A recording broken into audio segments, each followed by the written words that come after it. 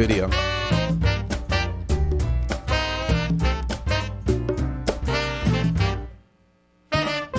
Good morning and welcome to LoveBabz, Love Talk on WNHH-FM, New Haven's home for community radio. And guess what, folks?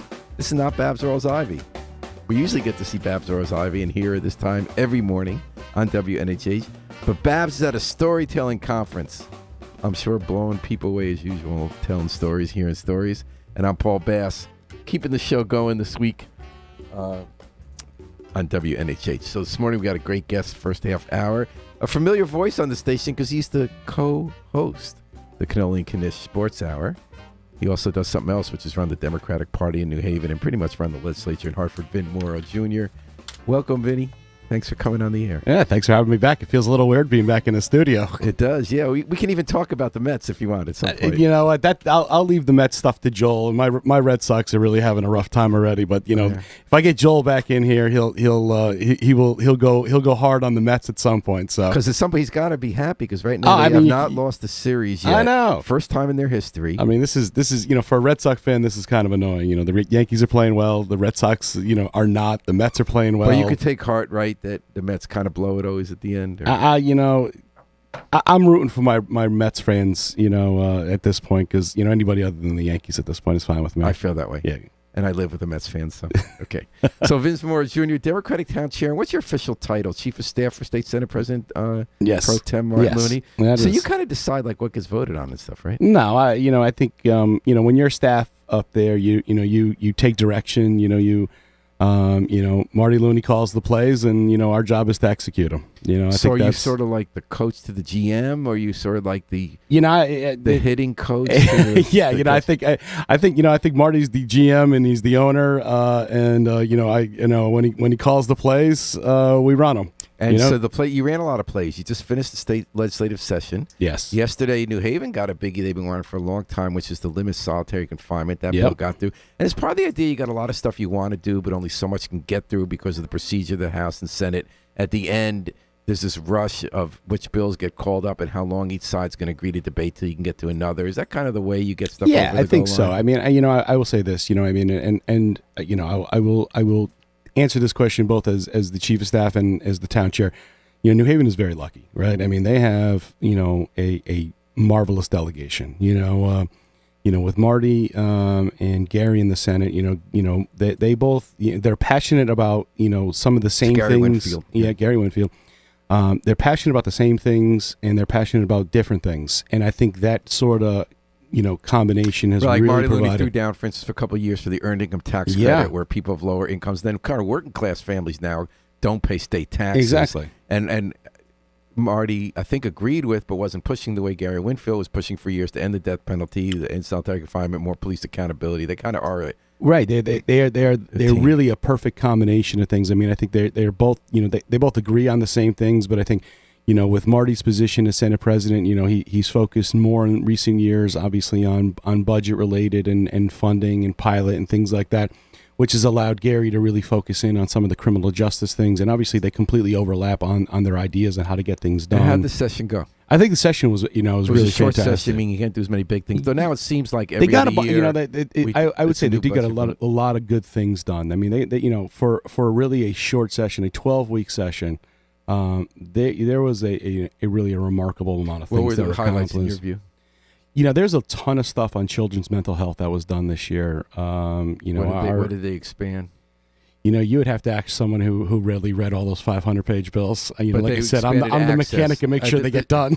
But the short version was both parties kind of agreed you to give in a way everyone's freaking out with COVID and issues that began before the pandemic, that it's easier to get and pay for mental health for kids. Yeah, and I think locking in telehealth for people. I mean, I think what we saw with COVID is people everything got expedited. We all thought at some point the world would change into more of a telecommute and digital world. COVID sort of hit the accelerator. I don't like it, by the way.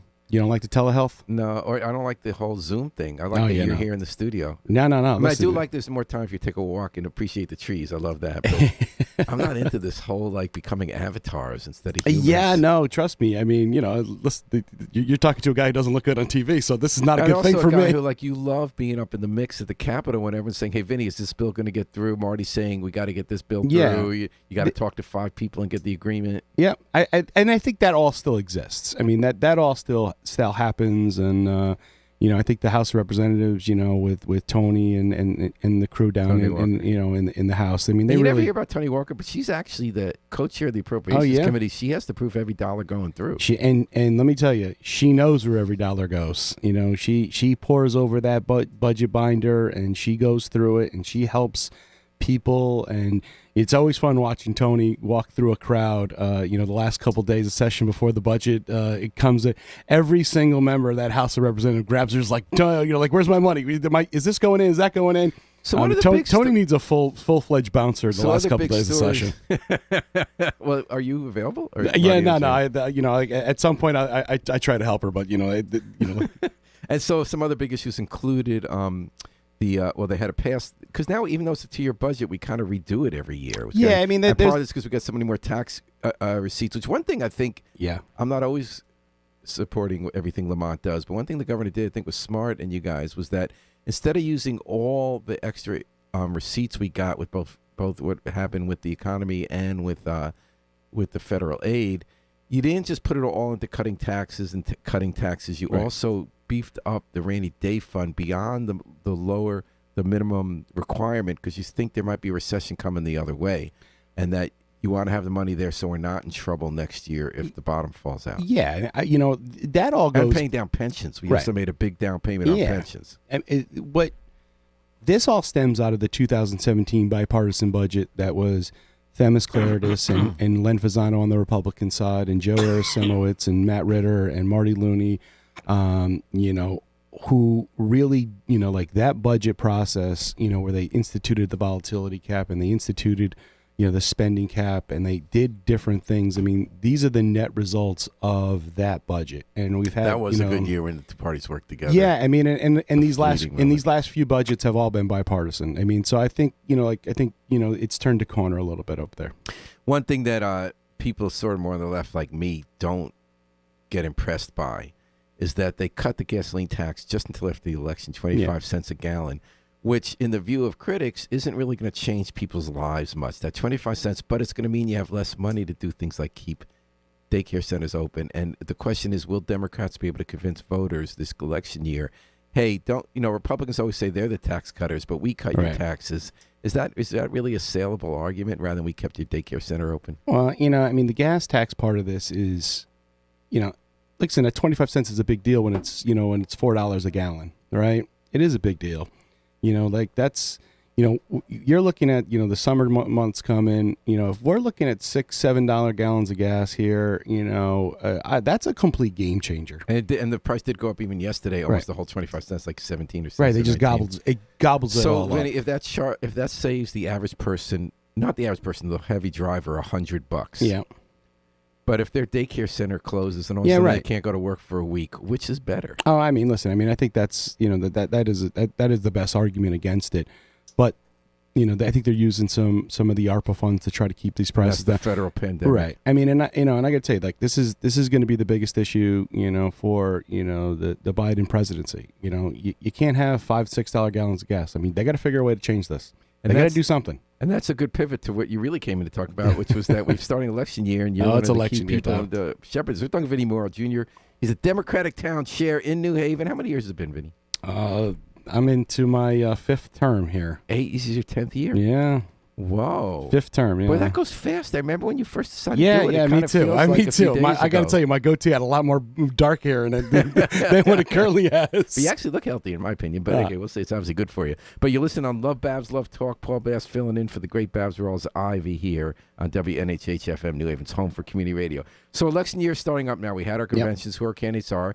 And you're really a point person. Your job as town chair, if I get it right, was to talk to people when they're running and seeking a nomination, help to try to decide what candidates are going to run. Yeah. And then when that's set, is your main job raising money, getting people working on the campaigns, making sure that you're going to have checkers at the polls and people pulling out the vote in each ward. Is that kind of your job? Yeah, I mean that's sort of, when you get to that point, that's sort of where you get to, in the fall, right? I mean that's the GOTV effort really Get out the vote in earnest starts right around Labor Day when people start to replug into the.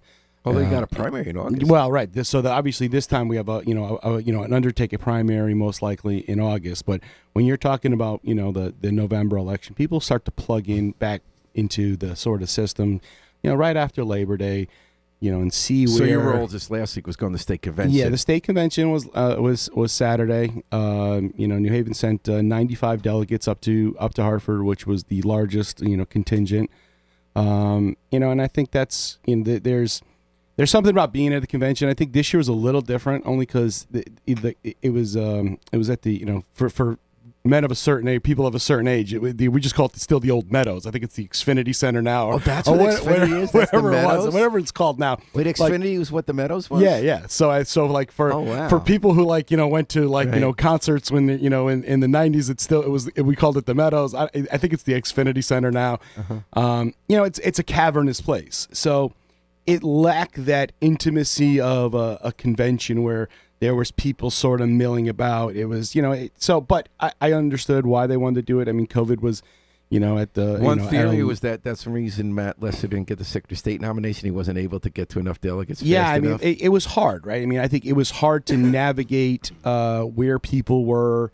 Listen, they kept the doors open, COVID was at, 10%. I mean, I think it was at 11.5 yesterday, right? So, yeah. I mean, the people who go to these conventions, they're, a lot of them are elderly, they're older people, but, instead of doing this, a virtual convention, which they've done in the past, I thought under the circumstances, it was actually, it was so well you done. Went there as the leader of the largest delegation of Democrats in the state.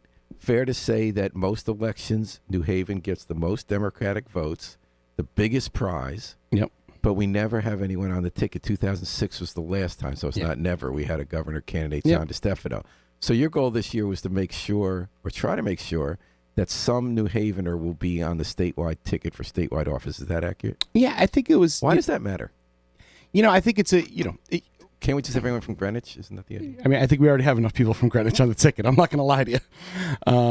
But what does it mean to have more New Haveners on the ticket? What I think is it's a couple things, right? I mean, we've had very talented people, in New Haven, and we talked about Tony Walker, we talked about Marty. There's a plethora of other people. Gary. There's a reason why the New Haven delegation in Hartford is as strong as it is, right? It's because none of them have sort of left to go run for higher office, or not even higher office, or statewide office. New Haven, the people in New Haven have, they dug into, the legislature, which is why New Haven's delegation in Hartford has been so strong. Listen, Tony Walker could have run for any office she wanted. Tony Harp could have run for any office she wanted. We've had talented people. And they considered it. I mean, they've all considered it. But I think part of it is they get they're more interested. They were more interested in the policy, which is why New Haven's delegation has been as strong as it's been. Now, on the flip side of that, you get someone on the political side like me who's begging someone to run for a statewide office because it is important, right? It's a ticket, it's a seat at the big table, right? When you have someone at the in a statewide office, it's a stepping stone to governor. It is a stepping stone to Congress. It's a stepping stone to different things. Except treasurer. Why does everyone want treasurer? I don't remember in our lifetime a treasurer who went to any higher office. No, true. I would agree with that. But it's important because, it certainly helps like a city like New Haven when we have to motivate the base to vote, right? Mm-hmm. If you finally have one of your own to vote for, there's a different feel to it. We're successful getting our base to vote. Right, you get more of an excitement to it. And I think that's been, something that we've all talked about, just trying. And listen, and this year was great, right? I mean, we went from having nobody for years to having 3 really special candidates, right? So now let's tell people what happened. And it's kind of weird because most people in the world outside the one you and I inhabit, Vincent Mauro, don't really care about who the Secretary of State is or State Treasurer. Yeah, they could care less. I still don't figure out why State Treasurer is an elected position, personally. You manage the pension fund. You get the S cheats out of the. That's like a. But I will say this, and I think where Sean Wooden was, very good at what he did. The treasurer is a political position, right? Because you, for years, when companies act in a bad way, and you say, listen, if you don't change your hiring habits, or if you don't divest yourself of then this, we're not going to invest that we're money. not going we're going to pull the the Connecticut pension fund out of you. Like that is probably in a way. Why do we have to elect that position? Because I think you're that's saying that's values, and we're electing our values, right? Because you're electing your values. Well, on that. Secretary, for sure. On the one hand, you have to trust the elections are fair. On the other hand, exactly, there's this argument going on in the country now about how to run elections. Well, that's where the national Republicans have done a very good job is getting people to question whether election is legitimate or not. Right? I mean, I think that the national Republicans so that when they lose, they can say. So when they lose, it's like, well, we didn't really lose. Donald Trump actually told people he was going to do that. He did that in the primary in 2016 with Ted Cruz. Right. He told people, if I don't win, we're going to say. I mean, he actually said that. If I don't win, we're going to say it was stolen. Exactly. And I think, listen, I mean, they've done a good job of that, right? I mean, they've gotten people convinced that their vote doesn't count, and even if they lose, someone stole it from them. In 2020, the Democrats said that, but they didn't try to stop the election. Exactly. Stacey Abrams said that in 2018. Right. She didn't try to stop the election. Yeah. So, but in any case, so those jobs matter. So we have New Haveners in the mix for those. We have Maritza Bond is running for Secretary of State in the primary. Is Josh Elliott going to run? Josh didn't qualify. Josh came close to qualifying, but he has to get signatures. Yeah, he would have to. Is he going to? I don't think so. I think I think Josh. I know he's been on this program. Josh is, he brought up some really different stuff to talk about, and I think that was a real successful thing for him. So he can still be a state rep. He's going to have a primary. I think he's got a primary for his own seat, but he really brought up some interesting, topics on ranked choice voting and things like that. He had 5 or 6 candidates. A bunch have dropped out. Even though Matt Lesser could have run, he dropped out. He didn't get enough. So you got Stephanie Thomas. They've all been on this program. Stephanie Thomas here from Norwalk. Very interesting people. She got the endorsement, but now she's going to face a primary probably from Maritza Bond. I think Maritza is going to make her decision. I think Hilda Santiago is going to make her decision. I'm hearing she might not. So am I. But I think people. But there's a feeling they wanted a Hispanic on the ticket, right? Exactly. I think that I think the governor in certain places said that he's looking a more diverse Stephanie ticket. Thomas is a black woman. Yes. But do you think if you add up the votes she got at the convention, and Hilda Santiago, 2 Hispanic women, would they have had more than Stephanie Thomas? No. I don't remember. No. They were close though. They were close, but they wouldn't. It wasn't. So enough. what happens if they unite? What do you think? You think it's going to come down to Thomas Bond, or who do you think is going to be running? I'm not sure yet. I think people. I mean, I think after a convention, it's also very emotional. It's an emotional thing, right? You have to, you sit back, and then you have to make a very different calculation because you're not now playing to 2,100 people in a convention hall. You're playing to the Democratic electorate, statewide. What do you want to see happen? I want to see. I want them to take a step back and take an honest look at their campaigns and say, can I run? Can I raise the money to qualify for public financing? What is my message? Can I get my message out to enough people so that they can hear this message? And then what happens, right? I think you got to take a step back and take a very holistic approach to. So because it's a very different different election. election. To see on the primary ballot? Or would you like to see there not be a primary? At this point, like I said, everyone should run if they want to run. I just want them. Do you have a candidate? Oh, I would support. I think Maritza. Maritza, if she decided to run, would be a formidable campaign. And you think she might not run? I do. I don't know yet, right? I mean, I think everyone needs to take that step back and have that conversation about. Can you know what's win? so weird about this, Vinny? Is it going to be August? Yeah, it's tough. It's an awful time for a primary. On the Democratic, there's a Republican Senate primary. Yes. On the Democratic side, there's no primary for governor. There's no primary for lieutenant governor because that's ticket. No primary for attorney general. Exactly. Did get people 4 years ago. People cared about that race. 4 years ago. Comptroller, there's no primary. Yeah. Does anyone in the world in Vote August have any reason to go to the polls for a primary? It's going to be. It would be the ultimate prime voters, right? If you're voting in that election, there's really nothing that would ever stop you from voting in another election, right? I mean, like that is the prime of the prime. Some of the synagogues I've been to, it's kind of seen almost like a religious duty. Yeah, exactly, right? Yeah, exactly. This is the prime of the prime voters. But listen, I think people have to make that decision, right? You got to take a step back. You got to talk to your family. You got to talk to your friends. You got to talk to your supporters. can I win? What is my message? Well, can I as a raise town the fund? chair, do you feel that it's better for the party to have a primary or not? There's always this conventional thinking of party leaders. Let's be at peace. Let's not attack each other. Let's not have a primary and waste that time. Let's focus it. Others have suggested, looking at states like Maine with the last U.S. Senate race, that you guys really shouldn't pick the candidate. Not that you do pick the candidate, but that you could in the old days more. Yeah, those days are long gone. But that primaries, if you try to stop a primary, it sometimes hurts you because a primary gets everyone's name out. And even though they tear each other apart, they get used to fielding the criticisms they'll have to feel in a general, and it gets meaner. And it actually gets people knowing who they are. So right now, the primaries, the candidates tear each other apart, but that's going to happen in the general anyway. Right. And that you're going to motivate. Some people say you're going to demotivate voters in the party by having their candidate lose a primary. Right. But others say you're going to motivate people to care about this race and know who they are going to November. Do you have an opinion on that? Yeah, listen. If I'm the governor, or if I'm the state party chairman, I don't want primaries, right? I mean, they want party unity from the beginning.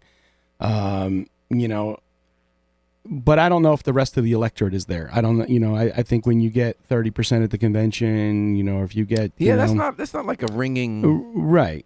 But it's also, it's also, it shows that there's enough interest in a primary, right? I mean, and I think that's the part of this, right? And that's why running a primary is a purely personal decision, right? You gotta sit down and figure out, can I win? What's my message? How do I get it out to enough people? So it's possible the thing people can look at most. So we started at the beginning saying you'd like to have a New Havener in a statewide office. Yeah. Our two shots are Secretary of State or State Treasurer. Yes.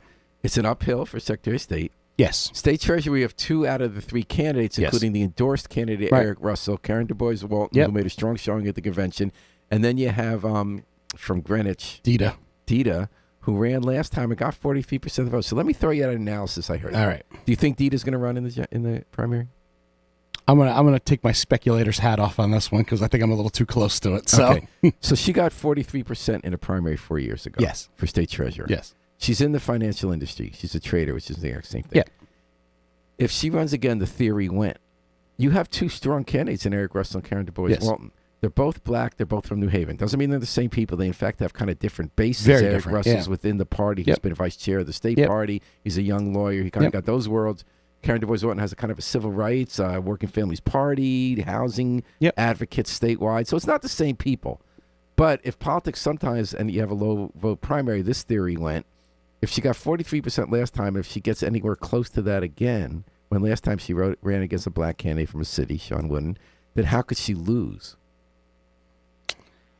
I don't buy that. I think I don't necessarily either, but I just thought it was an interesting numerical argument. But you almost got to throw 4 years ago out the window because who's going to show up? Well, it's listen, 4 years ago, Ned Lamont spent how many millions of dollars in a primary, and there was people to the polls, right, to get people to the polls. On the second row, there was there was Joe Ganim on the second row. People came out and voted, against, the Ganim side of this in a lot of ways. Yeah, I think you got to throw 4 years ago. What about the general theory that people who care about having a black person from a city, because the state treasurer has been black since at least the 80s. Yeah, since Hank Parker, since 70s. Hank Parker, so it's over 40 years. Yep. And in those days, people like you had more influence. Yes. You could go in a back room, the metaphorical or literal back room, and say, look, people criticized when people like your father, who was a town chair, were able to do that. And they said, that's not bad. That's not good. It's undemocratic. People in a back room can decide who's running. Other people say, we've gotten more democratic at this, but in fact, the party ends up having a less balanced, less representative ticket often because it's whoever has the most money on their own as an individual rather than part of a team. Yeah. So it might have been good that in the old days they said our party wants to represent more kinds of people. Then going back the other way, they could say it's still not good to have a small group of people in a private room deciding because that's not responsive enough to good government or open government. What do you think about all that? Listen, I think those days are long gone, right? I mean, you and I might be the last people, around here, other than probably Marty Looney, who still remembers these things, right? He remembers everyone who was there. Exactly. Marty knows everybody who was in the room. Teams they rooted for. Exactly. Yeah. But those days are gone, right? Those days, there are several things that have happened over the course of time that have changed that. So, and I don't remember the year. Marty would obviously remember the year.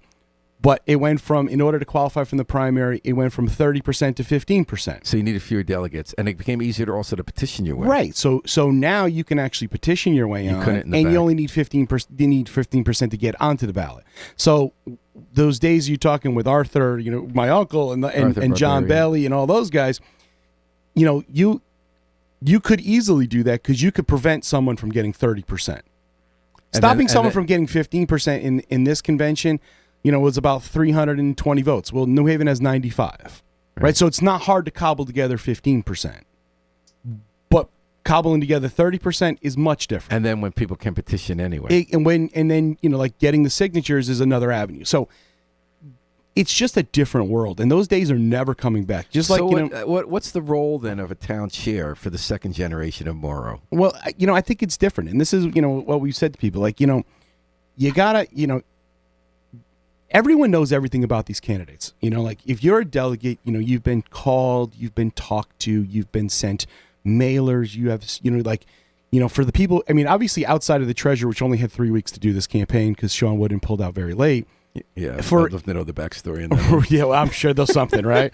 But I think for the Secretary of State, like they knew enough, right? So we had a forum here in New Haven where people came. That was a great event. Yeah, it was fun. Like it was so a lot. That's something a town chair does then. So yeah, you want to make had sure. Your candidate, but you gave everybody you have a chance to hear, and it was only in New Haven where we got all the Secretary of State's candidates together, and everyone asked them questions. Right, and I think that's part of facilitating people. Listen, if you're a delegate in New Haven, the way we've done the delegates, since I've been around here. Is if you're a member of the ward committee, the town committee, if you're, a member of the board, if you're we try to get the people who are already elected to office, they get, they're put on the delegate list, right? We don't do the, I think my father had sometimes, and I know certain other people, like, the delegate list was like everybody who would do whatever they say, right? I mean, like that's how you did it back then. But those days are gone. So you have to do it in a way where, these people all got elected. Every one of these ward committee members got elected. They want to represent who they think, but also like what their ward thinks, what their like Ward 25 had a vote. Exactly, right? But that's the engagement of politics. If I make a decision, right? Yeah. Say I say this is where we're going, and I try to just do it doesn't work anymore, right? But you do have influence, so how does that work? You have influence because people will say, hey, do you know these people? What do you think? And then you could give them your honest opinion one way or the other. But when you try to dictate, like, this is what we're doing, I don't think it works. Mm-hmm. Because what you do is, people have more individual agency than they used to. Like in the old days, and we won't name names, but like your uncle Arthur Rivera's town chair, ward chairs would meet in his office where they did work. Yeah. And they were asbestos contracts. Exactly. And it's sort of like, who are we for? What are we doing? Exactly. And, and listen, the best example of this is in 2000, Malloy Lamont race, right? So that was 2010? Mm-hmm. 2010. DeStefano was mayor, Susie was town chair. New Haven had about 90 or 80 something delegates at that point. Every one of those delegates was a Ned Lamont vote at the convention. So they delivered a unanimous ballot for Ned Lamont against Dan Malloy at that convention. Is that because Malloy ran against DeStefano 4 years for whatever reason, right? Yeah. For whatever reason it was, right? So then all of a sudden there was a group of us. And Unite Here was a part of that. There was Local 34 and 35 at the time who wanted to support Malloy. There was the group of, Marty and Nick Bolletto who had just left the New Haven. If you felt like your voice wasn't heard, right? Even though we were all Democrats, we weren't on the inside team at that point. So it was like, okay, well, we ran our own operation for Malloy that year. And Malloy ended up beating Lamont in that race. And a part of that is because when you feel so like shut out of it, then you work harder against that team. So I think that was a big part of like why you can't do stuff like that anymore. But what's interesting is you look at 1972, and Arthur Barberi, who was sort of the conservative ethnic, as you call him, voter, but he made a deal with the George McGovern people to have a liberal anti-war candidate Right. get delegate votes at a convention Right. and get a primary.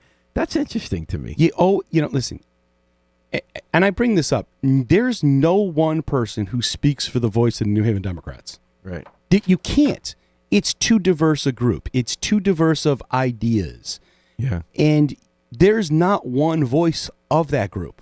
There'll never be. So you gotta you give people you make sure people have the opportunity to meet candidates, talk to them, because when they're more invested in that candidate, guess what? Come August or come September, when they're going out and knocking on doors for that person, you want them to feel invested in that person. If it's someone else's candidate, you know what? Maybe you do 1 day of phone calls. If it's that person you believe in, you're going to make calls every single night. You're going to make sure on election day, every one of your neighbors votes, right? You got to get people from the root, not just the So flower you're saying part more of your it. job is make sure that you're connecting candidates with the people in your parties. You get them to be, and you do have the biggest vote polling organization in the state, but you still sometimes have people you'd like to see. Yeah, there's always personal So preferences. how do you work that?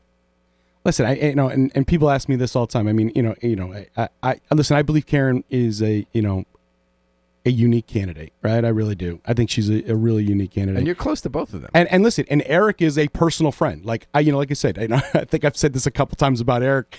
The only problem I have with Eric Russell is he's a Cowboy fan. And as a Giants fan, but I watch football with Eric and his husband Chris Liddy. Like my mother loves Chris Liddy. They're friends. So it is difficult, and I think that's part of But you're backing Karen. I am backing Karen because I think she's really unique. I think in this point in time, in what just happened, the leaked, the leaked decision out of the Supreme Court, I think Karen is a unique candidate at this point in time in our history, and I think that's and because of her experiences. Because of her experiences, because I think when you look at trying to motivate a base of voters statewide, she will appeal to people in a different way.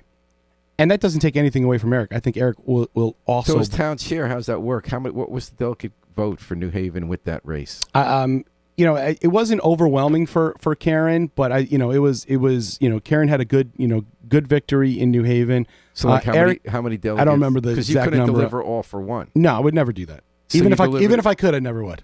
So what did you give? Like, was 2/3 to 1? Yeah, I think it was about 2/3 to 1/3. But that was, once again, Eric is one of the most likable people you'll ever meet in your life. He's smart, he's capable. And there was no, that was something we wanted, to make sure that, New Haven both represented both candidates as well as we could. Mm-hmm. So, but that's what you're seeing as a town chair. So in 2010, we developed, the town chair delivered all in a primary for governor for a candidate that many leading Democrats didn't want. Exactly. In 2022, you had two candidates and people were divided in your caucus. So did you try to convince some people to be for the candidate you wanted, but you still delivered votes for the other? I think it was personal choices for people. I think there was really people voted their conscience, and I think that's the important part of this. You can't, like I said, trying to be heavy-handed in a situation like that doesn't do any good for either the person trying to be heavy-handed, the person receiving it, nor the two candidates. Mm-hmm. It just doesn't work. Those days are long gone. So maybe there's an upside to politics. You have to inspire people to care rather than... I think people have to feel invested in it, right? And it's the only way to get people to actually do any work is when they're invested in invested in that candidate. I promised to let you go soon. I wanted to let you know, and thanks for making time, Vinny Mauro, here on LoveBabz, LoveTalk, and WNHH-FM. What are your predictions coming up for this fall? Obviously you can say Democrats are going to win, but what are the tough races? Who's going to be the Senate candidate for the Republicans because they have a 3-way primary? Yeah, listen, Themis Clarinus and I have been friends for... She's a Republican candidate for Senate. She's facing two primaries. Well, they're the split vote. You got two Trumpy voters going against her, and she's the moderate. So they'll split that probably. I don't pretend to know enough about Republican primary politics. Listen, Themis would be a very formidable candidate in November, right? But I think as Democrats are also doing their own soul searching, the Republican Party is going to have to do their soul searching, right? And I think even like when you even come to New Haven, Republicans, like, and you and I remember this, like long gone are the days of the John Einhorn Republican. Right. The sort of the moderates who gets Republican. people have bumper stickers for Einhorn and like against Reagan. Exactly. Right. I mean, those Einhorn, Democrats. I mean, people, in Westville voted for, they would vote for Jimmy Carter and John Einhorn. And I mean, like that was the same sort of, group. Right. And Pat Dillon. Right. And Pat Dillon. Right. Exactly. Right. I mean, so they like that Republican brand doesn't exist here in New Haven anymore. Right. And I think it's part of the national trend. But, I don't know enough, like I said, about statewide Republicans. We're not the Republican Party. So, like, you're in the Republican Party, I'm a journalist. But I always say, why didn't they every year pick someone like them as Clarities for statewide office, like governor, Senate? Why didn't they pick, Aaron Stewart to run for governor? Yeah. But then we can't really know what's in their mind. They have to motivate their voters, too. Right. Are we wrong also sometimes to think that a politician who's prominent at the state legislature doesn't always translate to a statewide candidate? Like it's Sarah Gideon in Maine was the leader of the state legislature, but she didn't translate in half of Maine. So you think Themis Clarity, you think how much should Dick Blumenthal be worried? If Themis is... Because we look at her and she can get a lot of Democratic votes. She certainly gets the independent votes, who are the biggest block of voters. Exactly. Anytime we have been a long time, they have some vulnerability. And so do you think Themis Clarities will sell in the broader landscape the way she did at the Capitol? I don't know if you could get past into the big dance either, right? I mean, like obviously when you think she might lose the primary? I mean, there's always a possibility, only because the people who are left in the Republican primary. I mean, there was a big exodus of the Republican Party, like where a lot of those moderates, just were not turned on by Trump and they left the party. They didn't become Democrats; they became independents. So they don't get to vote in the primary. Have enough of them left. And so the only people that are left are sort of the more true believers and not the moderates. I don't know. I mean, and like I said, I wouldn't even pretend to guess. If Themis is the candidate in November, I think she would. I think she speaks to a different group of people. So I would say she would. Well, like in the Valley, Eastern Connecticut. Yeah. I think she's pro-choice. Exactly. But then that's going to give her a tough time in the primary. And that gives her a tough time. I mean, the better candidate you are in November, the worse candidate you become in. But then you got Dick Blumenthal right now is the lead sponsor on the bill to codify Roe. Exactly. So I think that's going to be, even though he's male, I think the pro-choice would still feel it. Yeah, listen, Dick Blumenthal is the rarest of rare candidates. There's never going to be a candidate that outworks Dick Blumenthal, right? It's just and there's there's something to be said for that. I think he is everywhere for a reason. I mean, he works hard. He's on the right side of every issue. And then we got 4 candidates for Congress against Rose DeLauro. There's an independent party that the woman Amy Chia. We got Leslie DeNardis. The last time we had a Republican congressman was her father. But that was in 1980. Yes. And then the Greens, Justin Paglino again. How do you view that race? And of course, you and I could do the history. No one else will remember this. So when Bruce Morrison beats Larry DeNardis in 1982, Bruce Morrison lost every single town in the 3rd CD. He won New Haven by 20,000 votes. Wow. And he wins. He literally lost every other town. And DeNardis didn't concede for 4 days. Yeah, exactly. Because he could not believe that New Haven put up a 20,000 vote plurality, and he won. And he lost. He literally lost every single town in the district, but wins New Haven by enough that he covers everything.